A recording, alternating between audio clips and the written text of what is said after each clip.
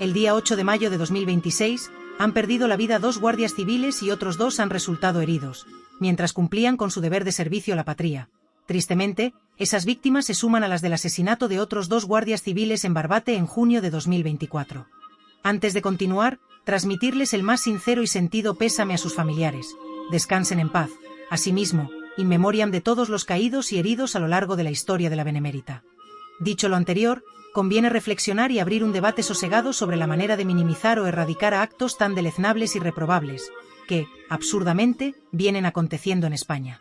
En primer lugar, resulta increíble que a estas alturas la profesión de guardia civil no esté reconocida como de alto riesgo y sea uno de los cuerpos policiales peor remunerados. Por otra parte, la sociedad civil requiere una modificación en las leyes, tendentes a elevar las penas de este tipo de actos delictivos.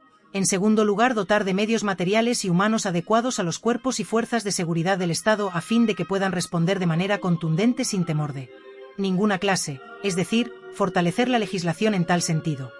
Los hechos así lo requieren, pues de nada vale que se persiga, en este caso, a narcotraficantes en lanchas mucho más robustas y motores de mayor caballaje, capaces de burlar o poner en riesgo la vida de los agentes que van en las embarcaciones de estructura y potencia menor y sin armas de guerra para poder dar disparos de aviso disuasorios a las narcolanchas. En las imágenes ofrecidas a través de diferentes cadenas de televisión. En ocasiones, hemos visto que a bordo de las embarcaciones se han encontrado armas de guerra. Por tanto, no es posible combatir tales actos con los medios de los cuales están dotados los guardias civiles actuantes. Por otro lado, ha de formárseles adecuadamente, para que puedan proceder a repeler y detener a los delincuentes con mayor seguridad y eficacia. Asimismo, las narcolanchas incautadas deberían ser entregadas a la Guardia Civil para su acondicionamiento y rotulado, a fin de dedicarlas a combatir el crimen en la mar.